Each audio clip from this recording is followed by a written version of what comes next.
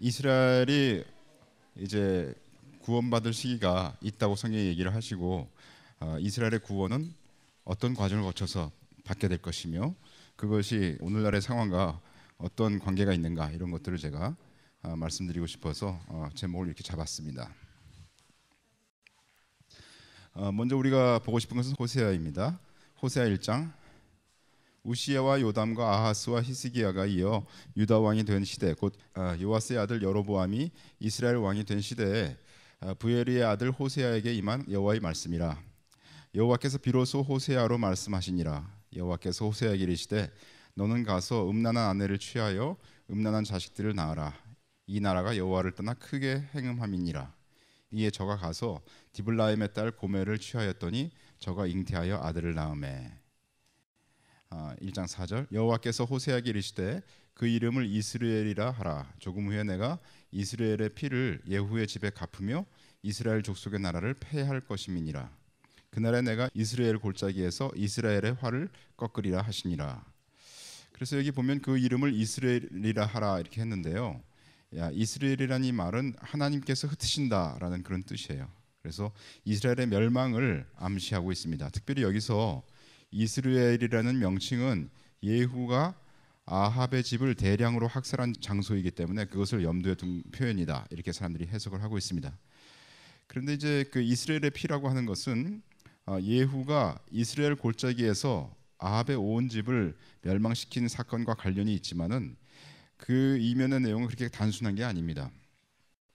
왜냐하면 아합 집의 멸망은 엘리야가 예언을 했어요. 열왕기상에 보시면은 엘리야가 아합 집의 멸망을 예언했고 그다음에 엘리사가 또 명하여서 하나님으로부터 인정받았던 일이기 때문입니다. 그래서 그 예후가 일어날 것을 그리고 예후가 어떤 일을 할 것을 하나님께서 예언하셨다 이런 얘기죠. 그런데 왜 하나님께서는 예후가 흘린 피를 갚겠다고 하시겠느냐 이런 말씀이시죠. 그래서 그것은 다음 두 가지 이유로 설명할 수 있다 이렇게 주석에 되어 있습니다. 첫 번째 이유는 뭐냐면 예후가 아합의 집을 멸하는 것으로 만족하지 않고 성경에 보시면 그 열왕기하 9장 27절 10장 이런 데 보시면 유다의 아하시아 왕과 그 형제 42명을 모두 죽였기 때문이다 이렇게 설명하고요. 이들의 죽음이 비록 이스라엘이 아닌 다른 곳에서 일어났지만 그 장소에 대량 학살과 관계되어 있다라고 사람들이 보고 있습니다. 또 두 번째 이유는 뭐냐면 아합 집의 멸망이 비록 하나님의 명령에 의한 것이었지만 예후의 동기가 순수하지 못한 것 아니냐 이런 것으로 이제 사람들이 해석을 하고 있는데요. 다시 말해서 예후는 하나님의 명령을 자신의 이기적 욕망과 악한 습성에 따라서 성취시켰을 뿐이었다. 이것은 예후가 바알 숭배를 멸하였지만 여로보암의 죄, 곧 금송아지 숭배를 계속 행하였다는 사실에서 입증된다. 그래서 예후가 보면 그때 이제 하나님의 명령대로 이제 왕을 죽이고 이렇게 했지만은 그리고 어느 정도의 계획을 했지만 분명한 어떤 입장을 취하진 않았다 이렇게 보인다 이런 얘기죠. 결국 예후의 행위는 대량 학살이라는 범죄로 인식될 수밖에 없는 것이다. 그래서 하나님께서 이 예후의 집에 그 피를 갚겠다 이렇게 말씀하시는 것 같습니다. 예후 왕조의 몰락은 북왕국 이스라엘의 멸망을 예고하는 것이었습니다. 비록 그 이후 반세기 동안 북왕국이 지속되었지만 계속되는 반역과 살인으로 무질서와 무정부 상태가 극에 다다르는 것을 볼 수가 있고요. 따라서 예후 왕조의 몰락은 종말의 시작이며 분해 과정의 시작이었다라고 우리가 얘기할 수 있다 이런 얘기죠. 그다음에 이제 호세아 1장 6절을 보시면 고멜이 그 호세아의 부인의 이름이죠. 고멜이 또 잉태하여 딸을 낳음에 여호와께서 호세아에게 이르시되 그 이름을 로루하마라 하라. 로라는 말은 이게 아니다, not라는 뜻이거든요. 그래서 로루하마라 하라. 이는 내가 다시는 이스라엘 족속을 긍휼히 여겨서 사하지 않을 것임이니라. 그래서 이 로루하마라는 말은 문자적으로 은총을 입지 못하다 또는 동정을 받지 못하다 그런 뜻이라고 합니다. 그래서 이것은 이스라엘이 하나님께로부터 더 이상 애정 어린 긍휼을 받지 못할 것을 나타낸다. 이렇게 우리가 볼 수 있는 거고요. 그래서 여기 이제 하나님께서 말씀하신 것처럼 내가 다시는 사하지 않을 것임이니라 하는 이 구절은 이스라엘 백성을 더 이상 긍휼히 여기지 않을 것이라는 의미임이 분명하고요. 이는 이스라엘의 우상 숭배와 배교가 하나님의 백성으로서 언약을 폐기한 것이나 다름없기 때문에 하나님께서 더 이상 너희는 이스라엘은 내 백성이 아니다라고 말씀하신다라고 보고 있습니다. 이제 더 이상 하나님은 그 백성을 사랑하지 않을 것이며 그들의 죄악을 용서하지 않을 것이다. 이러한 선언은 앞으로 닥쳐올 북왕국의 멸망과 재난을 더욱 확실하게 보여주는 역할을 한다. 그래서 그 당시 이제 이스라엘이 솔로몬 시대 때부터 이제 둘로 갈라지지 않습니까? 그래서 남쪽은 유다 왕국이 있었고요, 북쪽은 북이스라엘 왕국이 있었는데, 북이스라엘 왕국이 결국은 이제 아수르 제국에 의해서 멸망당하게 되고, 남유다는 조금 더 있다가 아마 그 북왕국은 남유다 왕국의 히스기야 때 망한 걸로 알고 있고요. 그다음에 히스기야로부터 쭉 이제 지내고 있다가 버티고 있다가 그다음에 바빌론 왕이 와가지고 남쪽 유다 왕국을 멸망시키게 되죠. 호세아 1장 7절. 그러나 내가 유다 족속을 긍휼히 여겨 저희 하나님 여호와로 구원하겠고 활과 칼이나 전쟁이나 말과 마병으로 구원하지 아니하리라 하시니라. 유다 족속을 긍휼히 여긴다, 이 말씀은 이스라엘을 책망하기 위해서 대조적으로 언급된 구절이라고 보고 있습니다. 사실상 북왕국 이스라엘과 남왕국 유다는 똑같이 언약의 백성이었습니다. 그런데 유다 족속은 긍휼을 얻지만 이스라엘 족속은 사랑에서 제외됩니다. 이러한 차별은 이스라엘에게 매우 고통스러운 일이었지만 하나님께는 정당한 것이었습니다. 왜냐하면 이스라엘이 유다와 같이 하나님을 의지하지 않고 자기의 무기와 힘을 구원의 수단으로 삼았기 때문입니다 라고 주석에 되어 있습니다. 1장 8절. 고멜이 로루하마를 젖된 후에 또 잉태하여 아들을 낳음에 여호와께서 이르시되 그 이름을 로암미라 하라. 너희는 내 백성이 아니요 나는 너희 하나님이 되지 아니할 것임이니라. 로암미란 말은 이는 내 백성이 아니다 라는 뜻입니다. 이것은 이스라엘과 하나님의 언약 관계가 완전히 파괴되었음을 선언하는 것이며 동시에 이스라엘의 종국적인 운명이 절망적인 것임을 나타내주고 있다. 그래서 그냥 하나님께서 이스라엘 너는 더 이상 내 백성이 아니다 라고 말씀하셨다, 이런 얘기죠.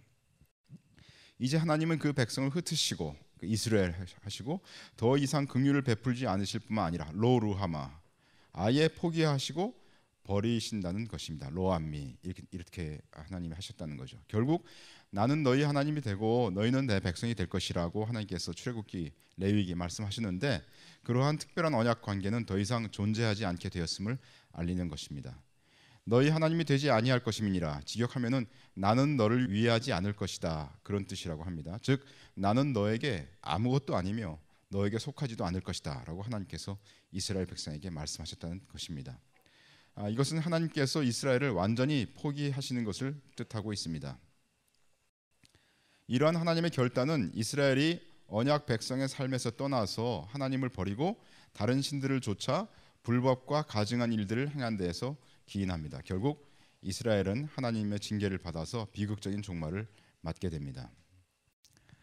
다시 호세아 1장 10절. 그러나 이스라엘 자손의 수가 바닷가의 모래같이 되어서 측량할 수도 없고 셀 수도 없을 것이며 전엔 저희에게 이르기를 너희는 내 백성이 아니라 한 그곳에서 저희에게 이르기를 너희는 사신 하나님의 자녀라 할 것이라. 이렇게 갑자기 이제 반전되는 그런 말씀을 하나님께서 하시죠. 이 말씀을 이제 로마서 9장이 받습니다. 그래서 너희는 내 백성이 아니라 한 그곳에서 저희가 살아계신 하나님의 아들이라 부름을 얻으리라 함과 같으니라. 이렇게 이제 로마서가 호세아 1장 10절 말씀을 인용하고 있죠. 여기서 이제 그러나 셀 수도 없을 것이며라고 하시는 이 말씀은 뭐냐면 북왕국 이스라엘 10지파에 대한 징벌이 선언된 후에 곧바로 이스라엘 자손의 회복과 구원에 대한 약속이 대조적으로 선포되고 있다 하는 것을 알 수가 있고요. 여기서 아브라함과 이삭과 야곱에게 주어졌던 자손의 번성에 대한 약속, 우리 창세기 22장이나 26장 이런 데 나와 있는 그런 약속이 새삼 언급된 이유는 비록 이스라엘 10지파가 그들의 죄악으로 심판을 받을 것이지만 족장들과 맺은 하나님의 언약은 결코 폐기되지 않음을 시사하기 위함이다. 아브라함에게 하신 약속을 하나님께서 결단코 폐기치 아니하시고 반드시 이루실 것을 말씀하시는 것이다, 이런 얘기죠.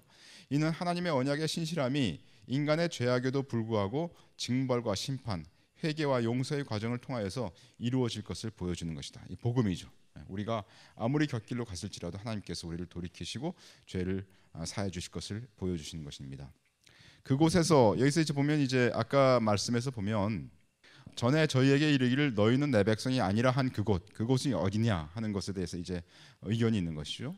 그곳에서라는 이 말은 이스라엘이 포로로 끌려간 장소가 즉 메소포타미아라고 하는 그 주장하는 학자들도 있지만 사실은 하나님께서 원래 너희는 내 백성이 아니라 이 로암미 이렇게 얘기하신 그곳은 바로 이스라엘 땅에서 그렇게 말씀하신 거 아닙니까? 그래서 팔레스틴을 가리킨다고 보는 것이 맞다라고 이제 사람들이 보고 있습니다. 그래서 그들이 언약 백성이 아니라고 선언된 장소는 바로 이스라엘 땅이다라고 우리가 얘기할 수 있고요. 그래서 그런 의미에서 아까 로마서 9장에서 너희는 내 백성이 아니라 한 그곳에서 저희가 살아계신 하나님의 아들이라 부름을 얻으리라 함과 같으니라. 이것은 바로 이스라엘 땅에서 그곳에서 살아계신 하나님의 아들이라고 부름을 이스라엘 백성들이 얻을 것이다라고 예언하신 것을 우리가 그렇게 예언하신 것을 우리가 해석할 수 있다라고 말하는 것이죠.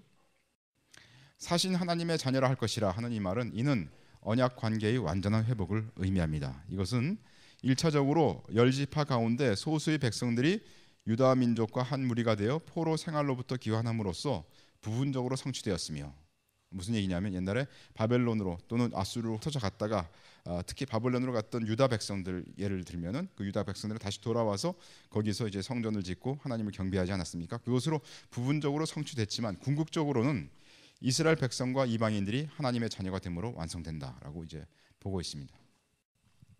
자, 그래서 우리가 이제 그 이스라엘 하나님께서 흩으신다, 또 로루하마 은총을 입지 못한다, 또 로암미 내 백성이 아니다 이렇게 말씀하신 것에 대해서 상고를 했는데요. 다시 말하여 하나님께서는 이스라엘 백성들을 흩으시고 은총을 입지 못하게 하시고 내 백성이 아니라고 하신 후에 나중에 그들을 다시 회복시키실 것을 말씀하셨다라고 우리가 볼 수가 있습니다. 그래서 이스라엘은 회복될 거다라는 것을 성경이 누누이 말씀을 하고 있다라고 이제 보는 거고요. 그래서 우리가 다 아는 것처럼 이제 다니엘의 70일에가 나오게 됩니다. 다니엘서 9장에 보시면 내 백성과 내 거룩한 성을 위하여 70일에로 기한을 정하셨다. 그래서 여기 70일에는 결국 그 내 백성과 내 거룩한 성을 위하여라고 그랬으니까 이스라엘 백성과 거룩한 성, 곧 예루살렘을 얘기하죠. 예루살렘을 위해서 70일에가 정해져 있는 것을 알 수가 있고요. 허물이 마치며 죄가 끝나며 죄악이 영속되며 영원한 의가 드러나며 이상과 예언이 응하며 또 지극히 거룩한 자가 기름 부음을 받으리라. 이거 십자가 사건 얘기하는 거죠. 그래서 예수님이 오실 것에 대해서 이제 예언한 것을 우리가 뭐 여러 번 우리가 동영상에서 이것을 얘기했기 때문에 이건 자세히 얘기하지 않아도 여러분들이 아실 것 같습니다. 근데 하여튼 여기서 우리가 얘기하고 싶은 것은 뭐냐면 이스라엘 백성하고 예루살렘을 위해서 하나님께서 정하신 70일에가 있다라는 것을 이제 성경이 얘기를 하고 있고요. 다니엘서 9장 25절 그러므로 너는 깨달아 알지니라 예루살렘을 중건하라는 영이 날 때부터 기름 부음을 받은 자 곧 왕이 일어나기까지 7일에와 62일에가 지날 것이요 그때 곤란한 동안에 성이 중건되어 거리와 해자가 이룰 것이며. 여기 보면 70일에가 시작되는 시점이 언제냐면 예루살렘을 중건하라는 영이 날 때부터가 70일에가 시작되는 그런 것은 아주 분명합니다. 그래서 그것은 예루살렘을 중건하라는 영이 날 때부터 70일에가 시작된다라는 것을 알 수 있고요. 또 그것은 성경에 나와 있어요. 느헤미야 2장 5절에 보시면 아닥사스다 왕에게 고하되 왕이 만일 즐겨하시고 종이 왕의 목전에서 은혜를 얻어 싸우면 나를 유다 땅 나의 열조의 묘실 있는 성읍에 보내어 그 성을 중건하게 하옵소서 했는데, 그래서 그 보면 그 아닥사스다 왕 때 그 예루살렘 성을 중건하는 그런 그 영이 나오게 되는데 그거는 성경에서 한 번밖에 나오지 않습니다. 그래서 그 때를 우리가 정확히 알 수가 있고요. 그래서 따져보면 학자들이 이게 대략 BC 445년 3월 14일에 예루살렘을 중건하라는 영이 났다고 사람들이 보고 있습니다. 그래서 70일에가 시작되는 날짜는 우리가 정확히 알 수가 있어요. 다니엘서 9장 26절 62일의 후에 기름 부음을 받은 자가 끊어져 없어질 것이며.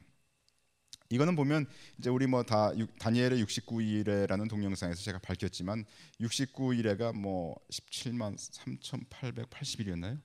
예, 성경의 1년이 360일로 계산해 가지고 69일에 이래니까 69 곱하기 7이죠. 그래서 이렇게 따져보면 그런 날짜가 나오고 그때 예수님께서 예루살렘에 입성하는 그 날짜가 딱 그대로 맞아떨어지는 것을 우리가 동영상에서 계산을 했었고요. 그런 다음에 예수님이 돌아가신 후에 장차라는 이제 단어가 나옵니다. 이 장차가 뭐냐면 얼마나 시간이 흐를지 몰라도 언젠가 이런 뜻이죠. 그죠? 어떤 시간이 한참 흐른 후에 한 왕의 백성이 와서 그 성읍과 성소를 회파하려니와. 다시 말해서 어떤 자가 와서 이 보면 한 왕의 백성이라고 되어 있는데 사실은 이게 people of the prince입니다. 그 왕자의 백성이 온다 그렇게 되어 있어요. 왕자의 백성. 그래서 우리가 보통 이 부분을 우리가 어떻게 보냐면 the coming prince 이렇게 얘기하죠. 앞으로 장차 올 왕자. 이렇게 얘기하잖아요. 그 사람이 바로 적그리스도라고 얘기를 하는데 그 왕의 백성이 와서 그 성읍과 성소를 회파하려니와 다시 말해서 예루살렘이 다시 공격받을 것을 얘기하고 있죠. 그의 종말은 적그리스도의 종말은 홍수의 엄몰됨 같을 것이며 또 끝까지 전쟁이 있으니 황폐할 것이 작정되었느니라. 그래서 성읍과 성소가 회파되면서 끝까지 전쟁이 있고 완전한 그 황폐함이 결정된 것을 성경이 얘기를 하고 있습니다.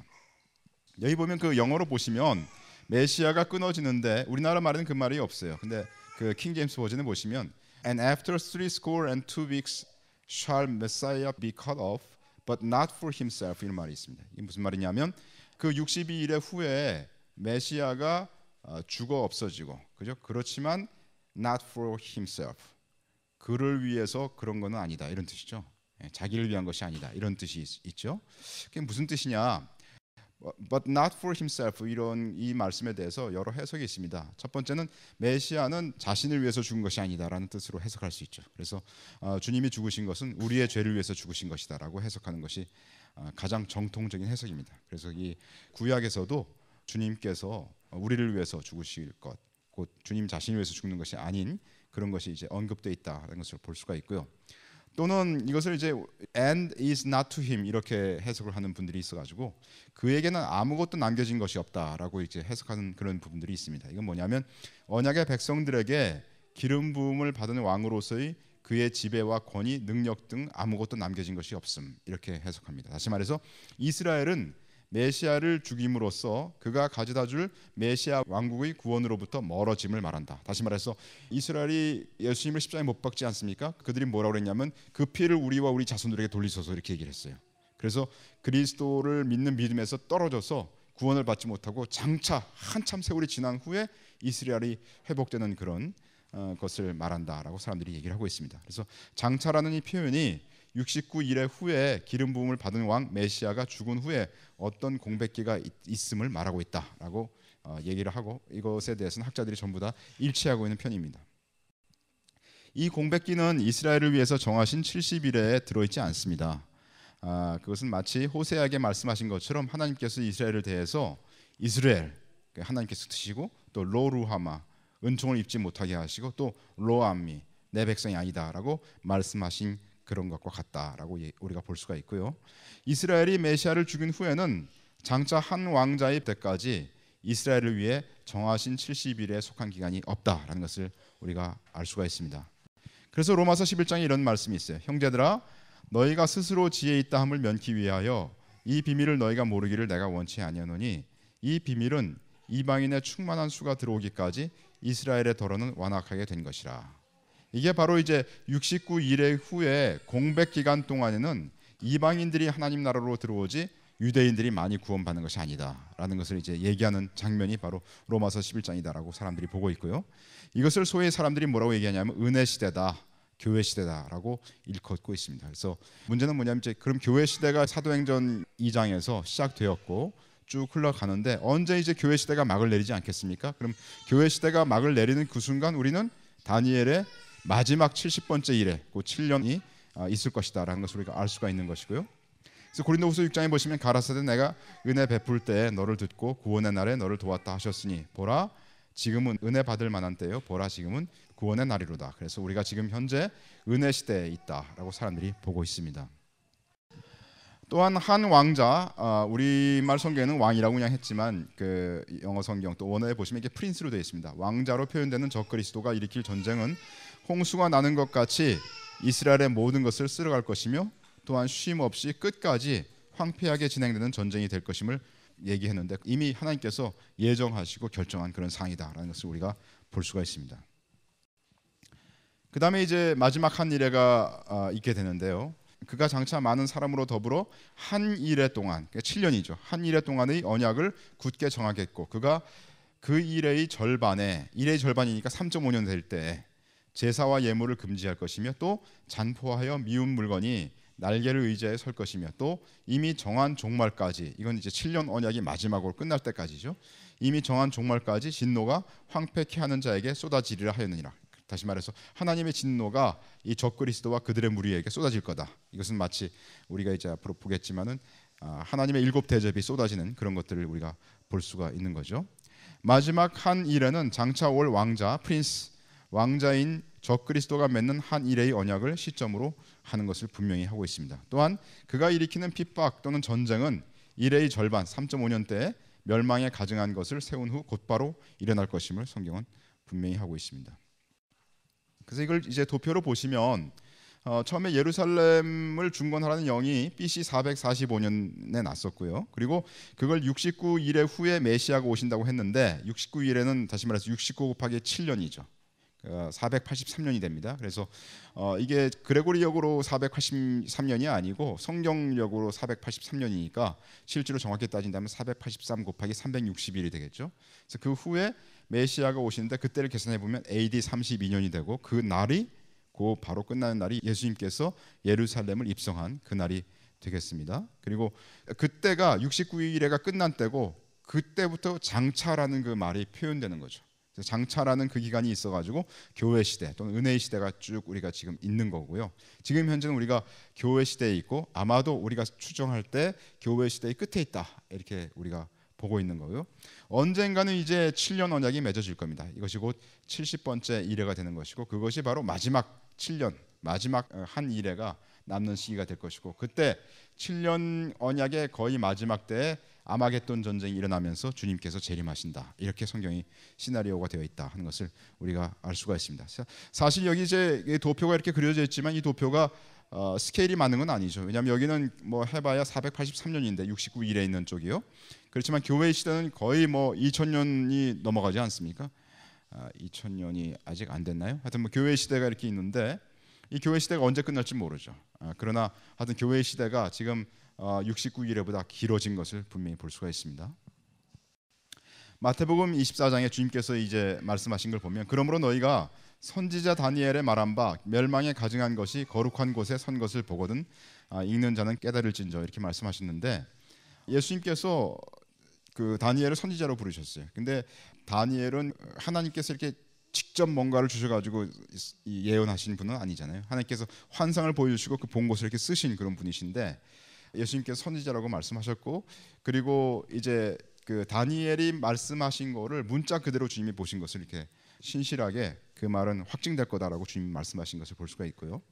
핍박이나 전쟁이 그 멸망에 가증한 것이 선 이후 곧바로 일어날 것을 주님께서 분명히 시사한 말씀이다 이렇게 볼 수가 있고요. 따라서 이때부터 이스라엘을 중심으로 3.5년간 세계는 혹독한 시련을 겪을 것을 알 수가 있습니다. 이제 여기 보시면 여기 어린 아이가 별로 없죠. 이거 뭐 저기 진이가 있구나. 진이가 있으면 안 되는데. 그래서 이 뭐 진이가 있기 때문에 제가 이걸 뭐 틀지는 않겠습니다. 이게 뭐냐면 여러분들 보셨습니까? 우리나라 뉴스에 나왔습니까 이게? 이거 봐도 별로 유익한 게 아니에요. 제가 안 틀겠습니다. 괜찮습니다. 보면 이 사람이 누구냐면 시리아 지금 내분이 일어났지 않습니까? 이 시리아의 그 반군이에요. 반군이 지네들이 비디오를 공개했는데 그 비디오가 뭐냐면 거기에 이제 그 시리아 정부군을 잡아가지고 그 목을 땁니다. 목을 따고 갈라서 내장을 꺼내고 거기서 심장을 잘라가지고 심장을 먹는 장면이에요. 이게 제가 볼 때 이건 굉장히 심볼릭한 사건인데 뭐냐면 주님이 오실 때가 너무 가까웠다는 겁니다. 왜냐하면 사람의 악이 극에 달했다는 거죠. 사람이 자기 적군을 심장을 꺼내서 먹는다는 거 아닙니까 지금 이게, 그죠? 그러니까 이 악한 정도가 하늘을 찔렀다. 저는 그렇게 보고 있고요. 그래서 이게 뭐 불과 뭐 거의 뭐 한 달 정도밖에 안 됐을 거예요 이 사건이 일어난 게. 그래서 아주 그 주님이 오실 날이 아주 가까운 것을 우리가 알아야 됩니다. 로마서 11장 형제들아 너희가 스스로 지혜 있다 함을 면키 위하여 이 비밀을 너희가 모르기를 내가 원치 아니하노니 이 비밀은 이방인의 충만한 수가 들어오기까지 이스라엘의 덜어는 완악하게 된 것이라. 그리하여 온 이스라엘의 구원을 얻으리라. 기록된 바 구원자가 시온에서 오사 야곱에게서 경건치 않은 것을 돌이키시겠고 이렇게 되어 있는데요. 언젠가 이방인의 구원받은 수가 충만히 찬 때가 오면 이스라엘이 구원을 얻게 될 것을 성경이 분명히 얘기하고 있죠. 그래서 이방인들이 쭉 이제 충분한 이방인들이 이제 구원을 받은 후에는 이스라엘이 구원을 받는 시기가 도래할 거다라고 성경이 얘기를 하고 있고 우리가 이 메시지를 통해서 얘기하고 싶은 것은 그럼 이스라엘이 구원받는 시기는 언제냐? 그 시기는 언제냐 하는 것을 우리가 밝히기를 원하는 거죠. 멸망에 가증한 것이 서지 못할 곳에 서는 때는 7년 언약의 중간 때쯤이라고 얘기를 했고요. 이때는 이미 두 증인들이 3.5년간 증거를 마치고 승천한 후입니다. 그죠? 우리 그때 요한계시록의 타임라인을 보시면 7년이 3.5년, 3.5년, 전반 3.5년, 후반 3.5년으로 되어 있는데 전반 3.5년에는 두 증인이 와서 3년 반 동안 증거를 마치시고 죽으셨고 부활하시고 그 다음에 승천하실 그런 때인 것을 우리가 얘기를 했었고요. 두 증인은 아마도 예루살렘에서 증거할 것이라고 저는 보고 있고요. 왜냐하면 계시록 11장에 저희 시체, 이 두 증인의 시체가 큰 성길에 있으리니 그 성은 영적으로 하면 소돔이라고도 하고 애굽이라고도 하니 곧 저희 주께서 십자가에 못 박히신 예루살렘이다, 이렇게 말씀하시지 않았습니까? 그래서 예루살렘은 사실 뭐 많은 사람들이 성지라고 하지만 하나님께서 계획하신 면에서는 성지이고요, 사람들이 그곳에서 하나님을 섬긴다고 하는 그 사람들이 있는 지역에서 보면 영적으로 하면 그건 소돔이다, 이렇게 하나님께서 말씀하시는 거죠. 그래서 소돔이라는 곳은 뭐냐면 이곳은 도덕적으로 타락하여 하나님을 부인하고 배척한 도시라고 우리가 볼 수 있고, 애굽이라고 하는 것은 이곳은 하나님의 백성을 핍박하고 노예로 만든 도시라고 우리가 볼 수가 있는 거고요. 이 두 도시는 공통적으로 하나님의 심판을 당하여 멸망하였다. 이러한 사실은 증인들을 죽이고 핍박한 큰 성 역시 하나님의 심판을 받을 것임을 암시한다. 그래서 이제 우리가 계시록의 타임라인을 보시면 저희가 볼 때는 지금 5째 나팔까지 부러졌고 6째 나팔이 부러질 때라고 보고 있고요. 그 6째 나팔은 3차 대전일 거다, 이렇게 얘기를 하고요.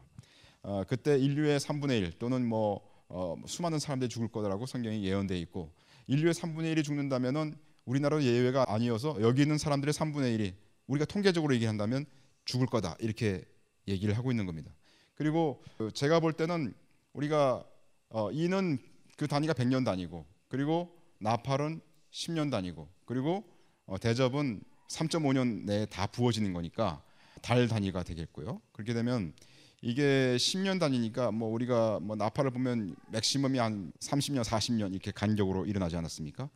그런 간격으로 본다면 3차 대전이 일어날 시기가 맥시멈으로 보면 몇십 년 단위 이것으로 되어 있고, 추세를 볼 때 그렇게까지 안 갈 수도 있는 상황이 발생할 수도 있기 때문에 우리가 워치하면서 3차 대전이 일어날 것을 우리가 봐야 됩니다. 유튜브에는 여러분들이 보시면은 이미 3차 대전은 시작되었다라고 보시는 견해도 있고, 또는 최소한 경제적인 전쟁으로서는 이미 3차 대전이 시작됐다라고 사람들이 해석을 하고 있는 상황 가운데 우리가 살고 있습니다.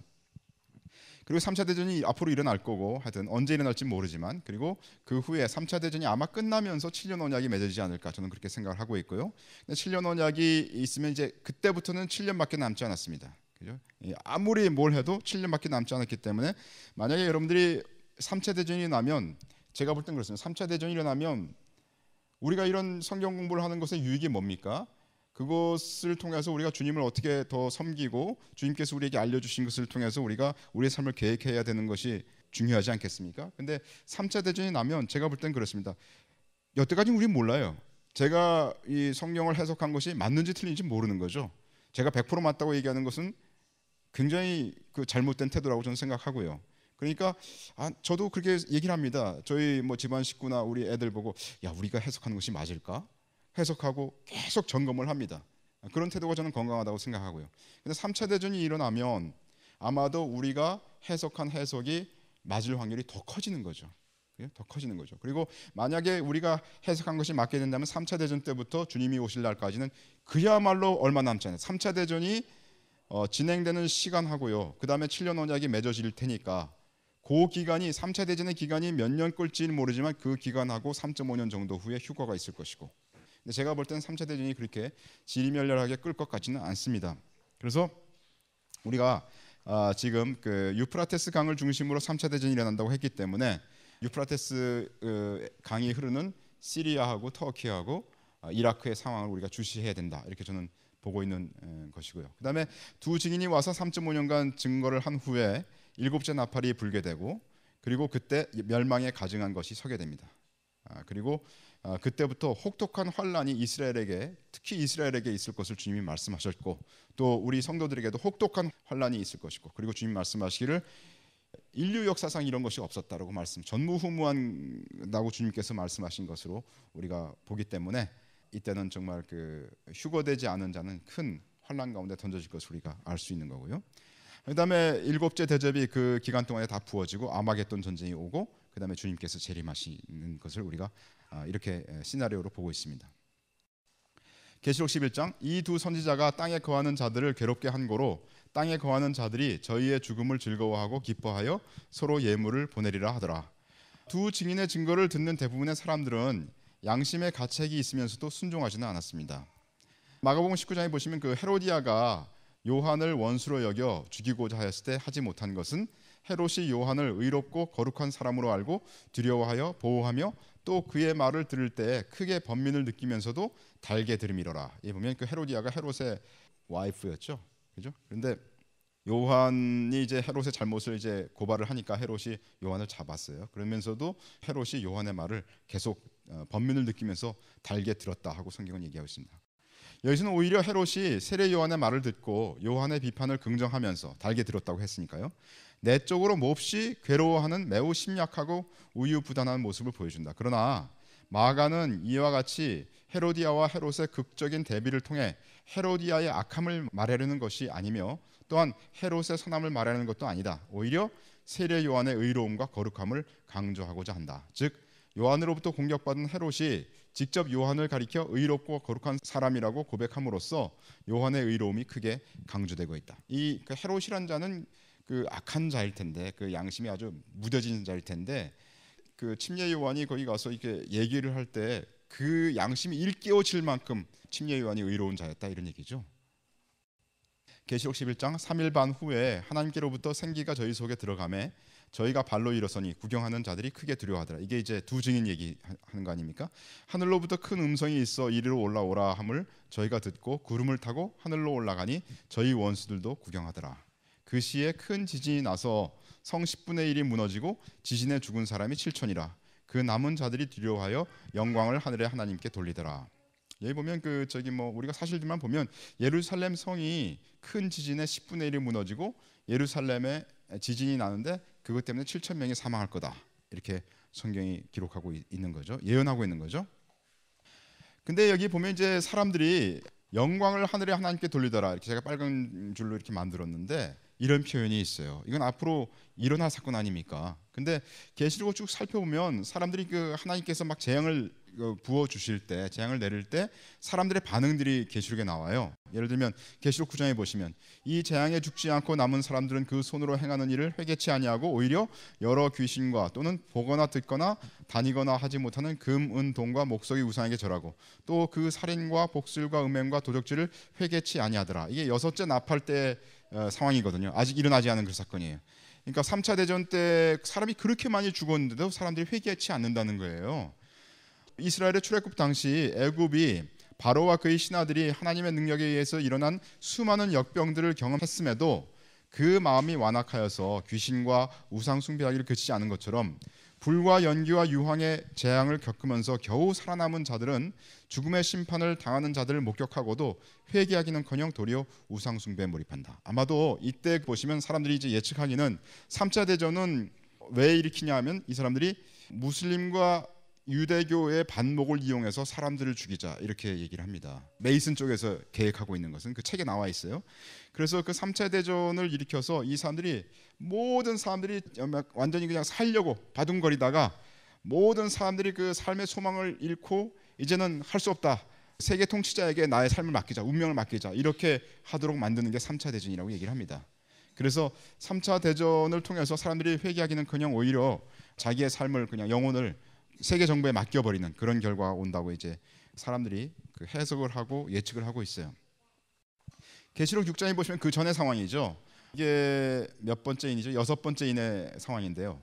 산과 바위에게 이르되 우리 위에 떨어져 보좌에 앉으신 이의 낯에서와 어린 양의 진노에서 우리를 가리우라. 그들의 진노의 큰 날이 이르렀으니 누가 능히 서리요 하더라. 이 6번째 인의 반응은 회개하지 않은 다른 때보다는 굉장히 나은 편이었어요. 왜냐하면 성경에 보시면 6번째 인하고 아까 좀 전에 두 증인이 부활하고 승천한 그때 빼놓고는 사람들이 회개하는 장면이 별로 안 나와요. 근데 여기 상황은 그래도 상당히 괜찮죠. 예?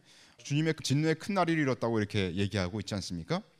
우리의 타임라인의 해석에 의하면 6째 인은 1833년에 끝이 난 것으로 그 당시에 사람들의 반응이 위와 같았다고 우리가 보고를 했습니다. 그 당시에 사람들이 이제 막 이런 얘기를 한 것이 문안에 적혀 있어요. 실상 오늘날 위와 같은 정도의 재앙이 온다고 해서 위와 같은 고백을 하는 자는 많지 않을 겁니다. 여러분들 그거 이해하십니까? 여러분들 하늘에서 유성이 막 떨어졌어요. 그리고 막 진도 9 정도 되는 지진이 일어났어요. 그렇다고 사람들이 회개하겠어요? 회개하지 않죠. 제가 볼 때는 이게 1833년도 벌써 200년 전 가까이 되지 않습니까? 200년 전 가까이니까 그래도 사람들이 이나마 반응을 했다고 생각을 합니다. 그죠? 그래서 따라서 위의 6째인의 재앙은 이전에 1833년도 그 부근에 발생한 사건으로 봄이 타당하다라고 저는 보는 입장이고요. 그 다음에 계시록 16장에 보시면 사람들이 크게 태움에 태워진지라, 이건 이제 넷째 대접 때의 상황인데요. 아직 일어나지 않은 아마겟돈 전쟁이 일어나기 바로 전 상황이죠. 이 재앙들을 행하는 권세를 가지신 하나님의 이름을 회방하며 또 회개하여 영광을 주께 돌리지 아니하더라. 이 넷째 대접 때에도 사람들은 회개치 않습니다. 그때 뭐 그렇게 수많은 재앙이 짧은 시기에 아주 강도 있게 있는데도 사람들이 회개치 않는다는 거예요. 이 재앙들을 행하는 권세를 가지신 하나님의 이름을 회방하면은 짐승의 표를 받고 경배하는 자들이 하나님에 대해 알고 있으면서도 고의적으로 회개치 않고 오히려 거스려 회방함을 암시한다. 이게 무슨 얘기냐면 지금 사탄교 믿는 애들 있지 않습니까? 사탄교 믿는 애들 성경 잘 알아요. 성경 잘 아는데 그렇게 고의적으로 하나님을 회방하고 사탄을 자기의 하나님으로 이렇게 생각하고 떠들고 있다는 거예요. 하나님을 향해 고의적으로 대적한 짐승을 추종하는 무리들의 최후는 가히 상상할 수 없는 비참한 결과를 초래하게 될 것입니다. 계시록 11장, 그 시에 큰 지진이 나서 성 10분의 1이 무너지고 지진에 죽은 사람이 실천이라 그 남은 자들이 두려워하여 영광을 하늘의 하나님께 돌리더라. 계시록에서 하나님께서 내리신 재앙에 대한 반응을 살펴볼 때 이때의 장면은 어느 때보다도 회개에 가까운 장면입니다. 그렇지 않습니까? 영광을 하늘의 하나님께 돌렸으니까. 한편 두려워하여 영광을 하늘의 하나님께 돌리더라는 것은 16장 9절에 나타난 반응과는 대조를 이루는 것으로, 16장 9절이 좀 전에 읽으셨던 이 넷째 대접 때의 상황이에요. 반응과는 대조를 이루는 것으로 단순한 두려움이나 뉘우침을 의미하는 것이 아니라 진정한 회개를 의미한다. 아마 이 두 증인의 증거가 아까 우리 침례 요한이 헤롯 왕을 대해서 얘기했던 것처럼 강도 높게 사람들의 양심을 일깨워서 그 사람들이 자고 있던 양심이 부서지고 깨어나서 하나님께 드디어 이제 두 증인의 죽음과 부활 그리고 승천을 보면서 또 지진을 맞이하면서 사람들이 예수 그리스도를 믿는 이런 장면들이 이제 조금 보이기 시작합니다. 따라서 우리는 두 증인의 승천을 보고 회개한 사람들이 있다고 추정할 수 있고요. 두 증인의 승천이 예루살렘에서 일어난 사건이기 때문에 유대인 중에서도 이 사건을 통해서 그리스도를 믿는 자들이 있을 것을 볼 수가 있습니다. 그래서 유대인 중에서 이 두 증인의 열매로 처음으로 이제 사람들이 예수 그리스도를 확실하게 믿는 것이 적혀있는, 성경에 적혀있는 것이 저는 이 부분이라고 저는 생각을 합니다. 많은 이들이 두 증인 중 한 명은 엘리야라고 추정을 하고 있고요. 말라기 4장에 보시면은 보라, 여호와의 크고 두려운 날이 이르기 전에 내가 선지 엘리야를 너희에게 보내리니 그가 아비의 마음을 자녀에게로 돌이키게 하고 자녀들의 마음을 그들의 아비에게로 돌이키게 하리라. 돌이키지 아니하면 두렵건대 내가 와서 저주로 그 땅을 칠까 하노라 하시니라. 그래서 이제 엘리야가 와서 그 주님이 오시기 전에 엘리야가 와서 사람들로 하여금 그 마음에 굴곡진 것들이죠. 마음에 굴곡진 것들을 평탄하게 해서 자기가 죄인임을 깨닫게 하실 것이다. 이렇게 말씀을 하고 있는 겁니다. 사도행전 13장, 그 오시는 앞에 요한이 먼저 회개의 세례를 이스라엘 모든 백성에게 전파하니라 이렇게 되어 있는데요. 주님의 오심 앞에 침례 요한이 왔죠. 주님이 처음 오실 때 초림하실 때도 침례 요한이 왔는데 누가복음 3장에 선지자 이사야의 책에 쓴 바 광야에 외치는 자의 소리가 있어 가로되 너희는 주의 길을 예비하라 그의 첩경을 평탄케 하라 이렇게 선지자 아마 이게 40장인가요? 인용하고 있는데요. 주의 오심을 예비하고 평탄하게 하기 위해 제거되어야 할 것은 바로 죄이죠. 죄가 우리와 우리 하나님 사이를 막았다고 하지 않았습니까? 왕의 행차를 위해서 왕의 사자가 먼저 길을 예비하고 평탄하게 하듯이 침례 요한은 그리스도의 오심을 위해 모든 사람들의 마음을 돌이켜 회개하게 하고 그를 맞이할 수 있도록 준비시켜야 했다. 누가복음 3장에 보시면 모든 골짜기가 메워지고 모든 산과 작은 산이 낮아지고 굽은 곳이 곧아지고 험한 길이 평탄하여질 것이요.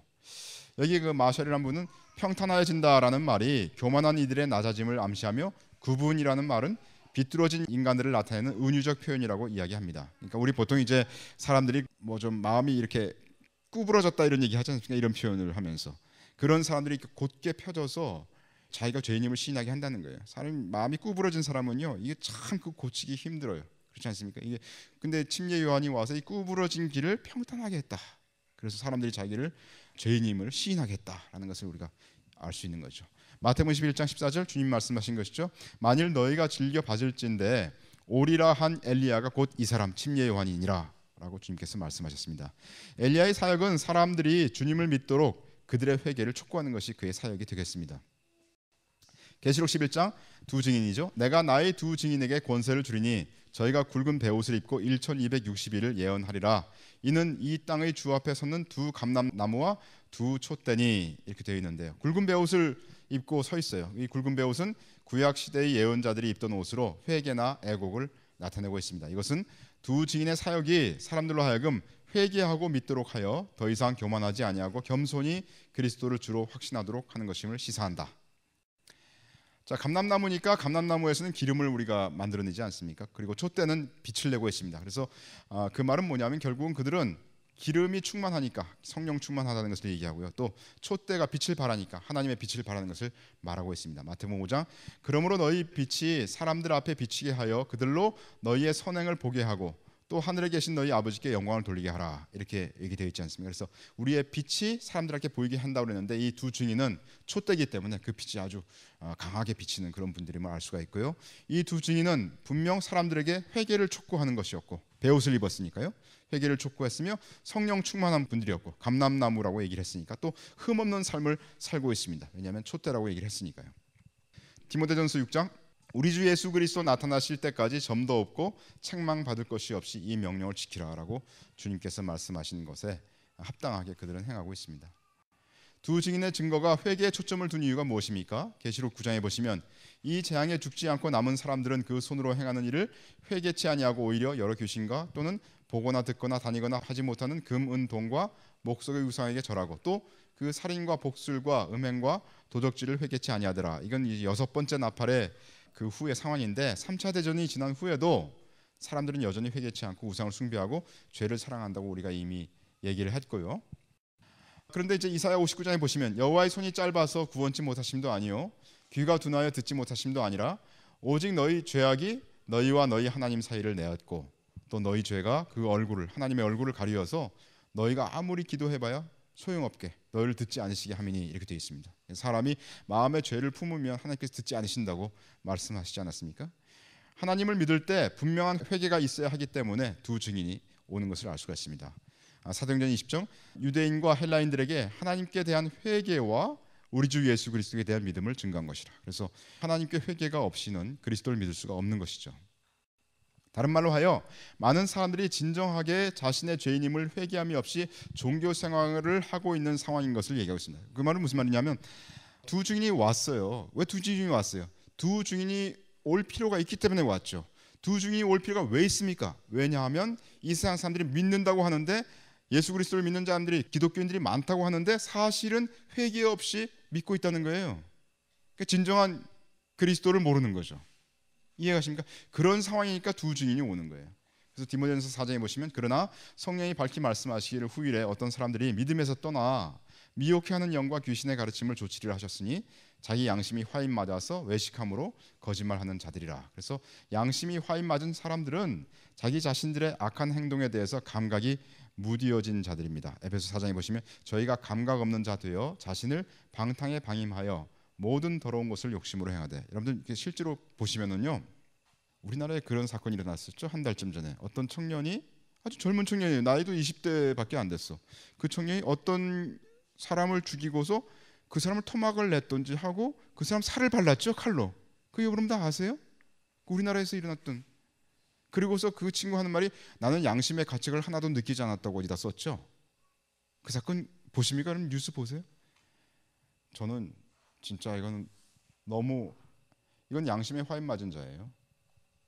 자기가 그런 죄악을 저지르고도 전혀 양심의 가책을 느끼지 않았다고 썼어요. 그죠? 후일입니다. 지금 우리는 분명한 후일에 살고 있어요. 그리고 사람들이 감각이 없어가지고 이 죄인의 특징이 뭐냐면 자기가 죄인인 것을 모르는 게 죄인의 특징이에요. 자기가 죄인인 것 때문에 괴로워하는 사람은 빛이 거기 오면 그 빛을 알아볼 수 있습니다. 그러나 자기가 죄를 짓는데 양심이 무디어진 사람은 자기가 죄인인 걸 몰라요. 자기가 죄인인 걸 모르는 사람에게는 길이 없습니다. 길이 없어요. 계시록 11장 11절 3일 반 후에 하나님께로부터 생기가 저희 속에 들어가매 저희가 발로 일어서니 구경하는 자들이 크게 두려워하더라. 하늘로부터 큰 음성이 있어 이리로 올라오라 함을 저희가 듣고 구름을 타고 하늘로 올라가니 저희 원수들도 구경하더라. 그 시에 큰 지진이 나서 성 10분의 1이 무너지고 지진에 죽은 사람들이 7천이라. 그 남은 사람들이 두려워하여 영광을 하늘의 하나님께 돌리더라. 여기서 두 증인의 증거와 부활과 승천 그리고 지진을 경험한 이들 중에 회개한 유대인이 있을 수 있다라는 것을 성경이 얘기하고 있다고 저는 보고 있습니다. 왜? 이 사건이 예루살렘에서 이루어졌고 그리고 사람들이 영광을 하늘의 하나님께 돌린다고 했기 때문이죠. 네, 마태복음 24장. 그러므로 너희가 선지자 다니엘의 말한 바 멸망에 가증한 것이 거룩한 곳에 선 것을 보거든 읽는 자는 깨달을진저 그때 유대에 있는 자들은 산으로 도망할지어다. 지붕 위에 있는 자는 집 안에 있는 물건을 가지러 내려가지 말며 밭에 있는 자는 겉옷을 가지러 뒤로 돌이키지 말지어다. 그날에는 아이 벤 자들과 젖 먹이는 자들에게 화가 있으리로다. 여기 보면 주님께서 유대에 있는 자들은 산으로 도망할지어다 그랬죠. 그러니까 유대에 있는 자들에게 하신 말씀이 분명합니다. 그죠? 마태복음 24장 20절 너희의 도망하는 일이 겨울에나 안식일에 되지 않도록 기도하라. 이는 그때에 큰 환란이 있겠음이라. 창세로부터 지금까지 이런 환란이 없었고 후에도 없으리라. 그 날들을 감하지 아니할 것이면 모든 육체가 구원을 얻지 못할 것이나 그러나 택하신 자들을 위하여 그 날들을 감하시리라. 이건 안식일을 말씀하셨기 때문에 유대에 대한 말씀인 것이 또 분명합니다. 이 말씀들은 후반 3.5년 기간에 대한 말씀인 것이 또 우리가 알고 있는 것이죠.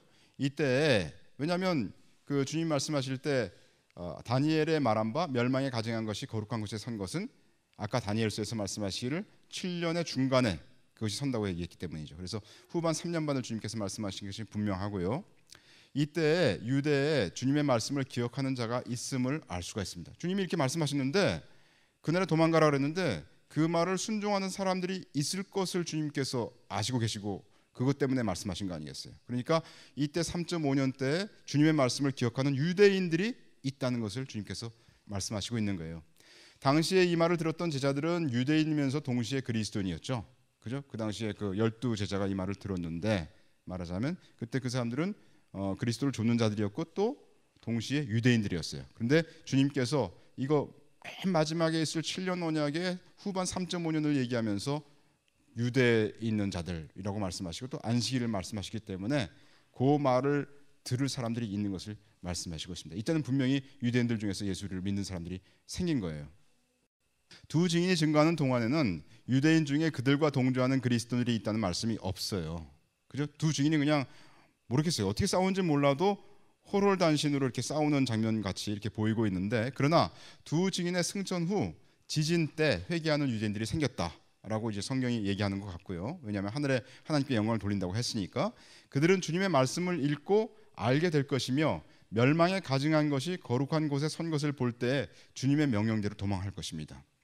그래서 유대인들의 구원에 대해서 성경이 특별히 14만 4천 명의 구원받음을 계시록 7장에서 언급하고 있지 않습니까? 거기 보면 각 지파들에 대해서 하나님께서 12,000명씩 인을 찍으신 것을 알 수가 있는데 아마도 어쩌면 그것은 이 두 증인이 있을 때 이스라엘에서 구원받은 자가 그것만큼은 있지 않을 것을 시사할 수 있다라고 저는 이제 추정을 하는데 이건 제 추정이니까 뭐 맞지 않을 수도 있죠. 여하튼 다시 타임라인을 보시면 3차 대전이 있고 그리고 3차 대전이 끝나면서 아마 7년 언약이 맺어질 거고 그때 두 증인이 와서 3년 반 동안 증거를 하고요. 그 다음에 7째 나팔이 불면서 멸망에 가증한 것을 이제 세우게 됩니다. 그리고 그때부터 엄청난 3년 반 동안의 환란이 있게 되면서 그 중간에 7째 대접이 부어지고 아마겟돈 전쟁이 오고 그리고 주님께서 재림하신다. 이렇게 우리가 계속 보고 있는 거고요. 그래서 이제 그 다음부터 우리가 이제 아마겟돈 전쟁을 조금 보게 되는데 아마겟돈 전쟁은 멸망에 가증한 것이 선 후 적어도 어느 정도의 기간이 지났을 때다라고 우리가 추정을 할 수 있고요. 계시록 13장에 보시면 저라는 자는 이제 거짓 선지자를 얘기합니다. 거짓 선지자가 권세를 받아 그 짐승의 우상에게 생기를 주어 그 짐승의 우상으로 말하게 하고 또 짐승의 우상에게 경배하지 아니하는 자는 몇이든지 다 죽이게 하더라. 이렇게 되어 있습니다. 그래서 거짓 선지자는 그 시기에 그리스도인들을 죽일 것이고 그리고 이 시기는 후반 3.5년이라고 우리가 분명히 밝혔고요. 이 시기가 전무후무한 성도의 대환란 시기이고 또 성도의 대환란 시기의 끝에 있는 전쟁이 바로 아마겟돈 전쟁이다라는 것을 우리가 알 수가 있습니다. 그러면 이제 질문이 있습니다. 그 질문은 뭐냐면 7년 언약의 마지막에 있는 전쟁이 아마겟돈 전쟁이라면 왜 주님은 멸망에 가증한 것이 중간 시점 3.5년 때 성전에 선 것을 볼 때부터 도망가라고 하셨는가? 우리 보통 여러분들 아마겟돈 전쟁 다 들어보셨죠? 그러니까 아마겟돈 전쟁 최후의 전쟁이고 엄청난 큰 전쟁 뭐 이렇게 생각을 하는데, 아마겟돈 전쟁 물론 큰 전쟁이죠. 엄청나게 큰 전쟁인데, 왜 주님은 아마겟돈 전쟁은 그 말하자면 타임라인을 보시면 7대집이 다 부어진 후에 일어나는 전쟁이거든요. 그러니까 그거는 굉장히 짧은 시기 동안에만 일어나고, 물론 아주 인텐스하게 일어나겠지만은, 그러나 그 전에 3.5년 전에, 거의 3년 전에, 다시 말해서 7년 언약의 중간 시점부터 왜 예수님은 유대인들에게 도망가라고 하셨을까? 그런 얘기죠. 그러니까 전쟁이 아마겟돈 전쟁만 있는 것이 아니라 그 전에부터 이스라엘 민족에게는 어떤 전쟁이나 큰 핍박이 있을 것을 주님이 말씀하셨기 때문에 도망가라고 하시지 않았겠는가, 이렇게 볼 수 있다는 거죠. 다시 말해서 아마겟돈 전쟁 때에 이스라엘이 어려움을 당한다면 왜 중간 시점이 3.5년 좀 지난 때부터 도망가라고 주님은 말씀하셨나, 이런 질문을 우리가 할 수가 있겠습니다. 주님의 명령은 분명 멸망에 가증한 것이 섰을 때부터 이스라엘이 위험에 처할 것이라는 말씀인 것이 분명하고요. 따라서 이스라엘에게 대한 핍박은 분명 그 시점부터 전무후무하게 시작될 것이다 라는 것을 우리가 알 수가 있고요. 마태복음 24장, 그러므로 너희가 선지자 다니엘은 말한 바 멸망에 가증한 것이 거룩한 곳에 선 것을 보거든 읽는 자는 깨달을진저 그때 유대에 있는 자들은 산으로 도망갈지어다. 이는 그때에 큰 환란이 있겠음이라. 창세로부터 지금까지 이런 환란이 없었고 후에도 없으리라. 그러니까 주님 말씀에 의하면 분명히 그때부터 환란이 있을 것을 우리가 알 수가 있습니다. 그렇다면 질문이 또 생기는 거죠. 이스라엘에게는 왜 환란이 이때부터 일어나느냐? 이런 질문이죠. 물론 성도에게도 그 환란이 있지만 3년 반 동안 성도도 엄청난 환란을 당하겠지만 왜 이스라엘에게는 이때부터 환란이 일어나냐 하고 우리가 질문을 할 수 있고요. 계시록 13장에 보시면 내가 본 짐승은 표범과 비슷하고 그 발은 곰의 발 같고 그 입은 사자의 입 같은데 용이 자기의 능력과 보좌와 큰 권세를 그에게 주었더라, 이렇게 되어 있고요. 지상으로 쫓겨난 용이지 않습니까? 용은 벌써 12장에서 지상으로 쫓겨났죠. 세상에 대한 지배권을 짐승에게 양도하여 성도들을 조직적으로 핍박하게 될 것입니다. 이때까지는 짐승은 자신이 하나님이라고 주장하지 않을 것이며 용이 자기의 능력과 보좌와 큰 권세를 줌으로써 아마도 이스라엘 및 세계의 문제를 해결한 능력 있는 정치가로서의 지위를 확보했을 것입니다. 여러분들 이 말씀 이해 가십니까? 무슨 얘기냐면 이런 상황입니다. 무슨 얘기냐면, 자, 용이 쫓겨났어요. 그리고 적그리스도가 될 사람이 7년 언약을 맺었지 않습니까? 근데 7년 언약을 맺을 자가 분명히 적그리스도가 될 자예요. 그러나 그때까지는 적그리스도 아닙니다. 그죠? 자기가 하나님이라고 아직 하질 않아요. 그리고 3년 반이 지날 때까지 두 증인이 이제 증거를 하지 않습니까? 그리고 그 두 증인이 죽고 부활하고 승천한 후에 짐승이 올라옵니다. 그죠? 짐승이 올라오고 그 짐승에게 여기 13장 2절에 바다에서 올라오는 이 짐승에게 용이 자기의 능력과 보좌와 큰 권세를 그에게 주는 거예요. 그리고 그 짐승이 그 능력을 받은 후에 자기 우상을 만들고 자기를 경배하라고 그러고 그렇게 하게 되는 거 아닙니까? 그러니까 이때 계시록 13장 2절 때 이제 드디어 그 사람이 적그리스도로 드러나는 거죠. 그러니까 그때까지는 짐승은 자신이 하나님이라고 주장하지 않은 거예요. 그리고 이때 용이 이 짐승에게 능력과 보좌와 큰 권세를 줬으니까 그때까지는 어느 정도의 그냥 7년 조약을 잘 성공시킨 훌륭한 정치가였는데 이때는 승승장구해서 세계의 권세를 잡는다, 이런 얘기죠.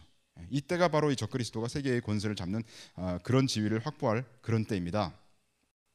적그리스도가 될 사람은 정치가로서 7년 언약을 확정한 사람이고요.